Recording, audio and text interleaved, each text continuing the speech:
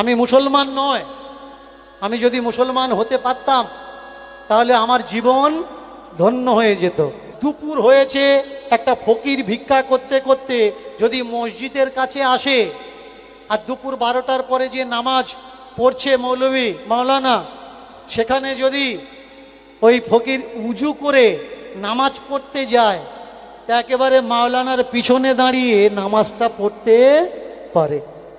আপনি চলে যাবেন বৃন্দাবন, নাম ধরে ধরে ধরে বলে দিতে পারি, আপনার পয়সা নেই, আপনি ধাক্কা খাবেন, আপনার টাকা আছে, আপনি ভিআইপি লাইন দিয়ে ঠাকুর দেখে চলে আসতে পারবেন।